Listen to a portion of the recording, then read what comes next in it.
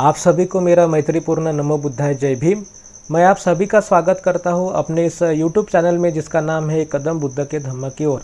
और आशा करता हूं कि आप सभी लोग स्वस्थ होंगे, कुशल मंगल होंगे और धम्म का जो अभ्यास है वो आपका निश्चित ही तौर पर चल रहा होगा और खुद में एक परिवर्तन लाने की दिशा में आप निश्चित ही अग्रसर होंगे। आज का इस 88वें भाग में मैं आपका स्वागत करता हूँ। बुद्ध और उनका धम्म बाबा साहब द्वारा लिखी हुई किताब हम समझ रहे हैं। इससे पहले हमने देखा कि बुद्ध ने अपने धम्म में खुद के लिए कोई स्थान नहीं रखा है, कोई दावा नहीं किया है। बाद में हमने देखा कि कल हमने देखा था कि उन्होंने अपने को क्या कहा है, मार्गदाता कहा है। मार्ग यानी मोक्षदाता नहीं कहा है, मार्गदाता कहा है। मार्गदाता मोक्षदाता के बीच में क्या फ़र्क होता है ये हमने कल समझा। हमने साक्षात्कारी धर्म और एक अध्ययन किया हुआ संशोधनात्मक धम्म, इसके बारे में भी हमने समझा क्या फ़र्क होता है, धर्म किस तरह के होते हैं, यह भी हमने समझा।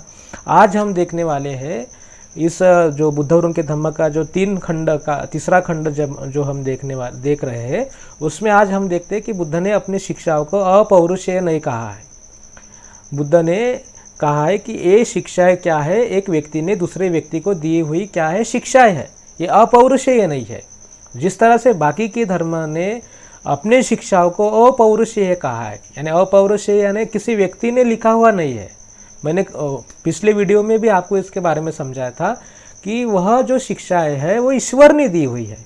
ईश्वर ने किसी को दिया है या ईश्वर ने अपने पुत्र को दिया है या खुद ईश्वर ने ही बनाई है, समझाई है ना। जैसे बाकी के धर्म है, इस्लाम हो, क्रिश्चियन हो या हिंदू धर्म हो, इनमें जो शिक्षाएं है उसमें बदल नहीं हो सकता क्योंकि वो अपौरुषेय है, व्यक्ति द्वारा बनाई गई नहीं है। लेकिन बुद्ध ने जो शिक्षाएं दी है, बुद्ध का जो धम्म है वो संशोधन है। एक व्यक्ति दूसरे व्यक्ति के साथ में किस तरह के व्यवहार करे ताकि उसका जो व्यवहार है, ताकि जो उसके परिणाम है वो बदल सके, है ना। अगर व्यवहार बदलता है तो परिणाम निश्चित तौर पे बदलता है। व्यक्ति दुखी है तो उसका व्यवहार जो है, उसका जो कुछ ना कुछ कारण जो है वो हमें बदलना होगा।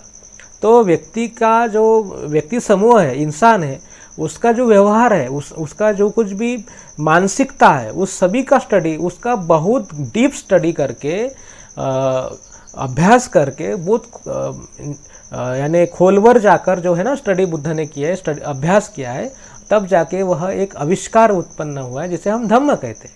हम धम्म के नियम भी देखते हैं तो उसमें क्या लिखा है, कोई पूजा अर्चा की विधि नहीं दी है, वहाँ पे दिया है कि आपका आचरण किस तरह से हो, आपको सोचना कैसा है, आपको बोलना कैसा है, आपको कृति कौन सी करनी है, आपको किस तरह से सुधारना है, आपका व्यवसाय क्या हो, उस सबके बारे में बुद्ध ने कहा है।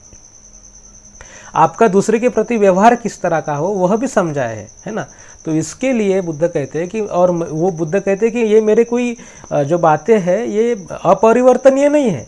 अगर उसमें कुछ कमतरताएं हो तो निश्चित ही पहले आपको उसको जांचना चाहिए, उसके ऊपर आप सवाल पूछिए, चिंतन करिए, फिर जाके उसको आप क्या करिए, आचरण में लाइए। बुद्ध कहते हैं कि ये मुझे लगता है कि ये दुख मुक्ति का एक अच्छा उपाय है ना। आप अपने बुद्धिमत्ता से इसको जांचिए, इसको सवालों के कटघरे में खड़ा करिए और पूरा उसका जांच पड़ताल करके उसको आचरण में लाइए। किसी और व्यक्ति ने इस तरह की जो भूमिका है ली ही नहीं है। इस तरह की भूमिका या इस तरह का कोई भी जिसको क्या बोलते हैं तराजू, जो सत्यता को मापने का तराजू किसी ने अपने धर्म के ऊपर नहीं लगाया है। किसी ने जिस तरह की परीक्षा अपने धर्म को देने के लिए नहीं कहा है कि अगर यह धर्म अगर आपके सवालों के जवाब नहीं देता होगा तो निश्चित ही इसको निकाल दो, निश्चित ही यह गलत है। वो तो ये कहते हैं कि आपको इसके ऊपर सवाल उठाने का कोई ही आज़ादी भी नहीं है, अधिकार भी नहीं है, और ना ही आप पात्र है कि नहीं। ऐसी व्यवस्था है। आपको आंखें मूंद कर उनके तत्वों को पालन करना है, वो चाहे गलत हो या चाहे सही हो। आप उसको सवाल नहीं पूछ सकते क्योंकि वो ईश्वर ने बनाए हैं, किसी व्यक्ति ने बनाए नहीं है। बुद्ध ने तो ये सरासर अपने धम्म के बारे में उन्होंने पहले ही बता दिया कि ये व्यक्ति के लिए दिया हुआ है। पूरे संसार का व्यक्ति के अनुभवों का अध्ययन करके और उसको बनाया गया है और बुद्ध के अनुसार वह एक अच्छा मार्ग है। आपके अनुसार है कि नहीं है ये पता नहीं। आपको उसको सवालों का तराजू लेके अपनी बुद्धिमत्ता से उसको जांचना है, उसको समझना है क्या सही है क्या गलत है, बुद्ध ने कहा जो कहा वो ठीक है या नहीं है, और ठीक है तो उसको आचरण में लाना है कि नहीं। मुझे लगता है कि यह जो चीज़ है, देखिए बुद्ध के बारे में जो आपको समझ में आना चाहिए कि कोई जो भी बुद्ध ने जो भी अच्छी चीज़ है ना धर्म में जो भी अच्छी चीज़ है ना वो बुद्ध के धर्म में मिल जाएंगे। कोई भी धर्म का व्यक्ति रहे, उसकी माता को पूछिए, उसके पिता को पूछिए, क्या आपका बच्चा चोरी करे आपको अच्छा लगेगा? तो वो कहेंगे नहीं। आपका बच्चा शराब पिए झूठ बोले अच्छा लगेगा? नहीं। तो आपका बच्चा आपके साथ में बुरा बर्ताव करेगा अच्छा लगेगा? नहीं। तो ये सभी चीज़ें तो बुद्ध ने बताई है कि आप क्या किस तरह से आपको जीना चाहिए, है ना। ये सभी ये चीज़ें बताई है। यह यानी व्यक्ति का व्यवहार किस तरह का हो, यह बुद्ध ने समझा है और ये जरूरी चीज़ें है। अगर हम इसके अनुसार आचरण में लाते हैं तो ये हमें समझ में ही आता है। बाकी का जो धर्म है, यह धर्म है, उनका जो अंतर है ना वो हमें समझ में आता है। अगर आप भी अपने धर्म के बारे में अगर ये सोचते हैं तो आप उसको सवाल पूछिए, उनको उस धर्म को कटघरे में खड़ा करना चाहिए कि क्यों इतनी अव्यवस्था है, क्यों इस तरह से लोगों को दुख सहन करना पड़ रहा है। अगर ईश्वर के अनुमति के सिवा संसार में एक पेड़ का पत्ता भी नहीं हिल सकता, तो इतनी बेरोजगारी, इतना दर्द, इतना दुख, इतना अत्याचार क्यों है? ये छोटे छोटे सवाल तो पूछ के देखिए, है कि नहीं। तब आपको अपने धर्म के बारे में वास्तविकताएं समझ में आएंगी। लेकिन आप अगर यह बोलेंगे कि अपौरुषेय है, ये पुरुष ने नहीं लिखा है, उस पर सवाल नहीं पूछ सकते, तो उसका आचरण करने से क्या फ़ायदा है कि नहीं। अगर आप दुखी है तो आपको उस दुख को दूर करने के लिए वास्तविक में कुछ करना पड़ेगा। मृत्यु के बाद में क्या देखा है, किसने देखा है? मृत्यु के पहले का जो है समाज, मृत्यु के पहले का हमारी अवस्थाएं हमें सुधारनी है। इसलिए बुद्ध का जो धम्म है वो क्या है, अपौरुषेय नहीं है, उसको हम सवाल पूछ सकते हैं।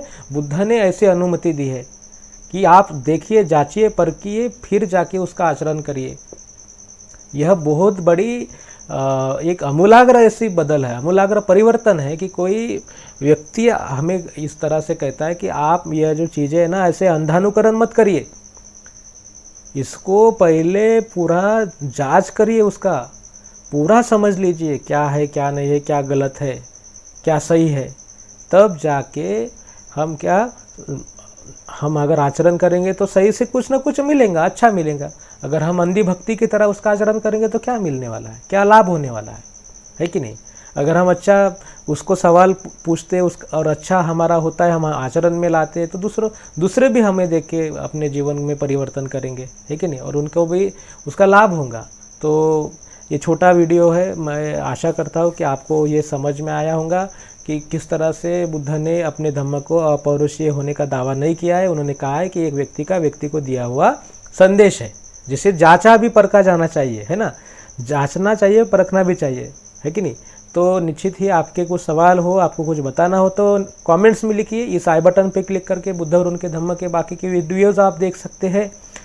वीडियोस को शेयर करिए अपने दोस्तों, मित्रों और परिवार के लोगों के साथ में, ताकि अच्छा व्यक्ति बनने के लिए उनको प्रेरणा मिले। और चैनल को सब्सक्राइब करिए ताकि बुद्ध और उनका धम्म का प्रसार प्रचार करने के लिए और भी साहस जुट सके। और अंत में आप सभी लोगों के प्रति मंगल कामनाएं व्यक्त करता हूँ और अपने वाणी को देता हूँ विराम। नमो बुद्धाय, जय भीम।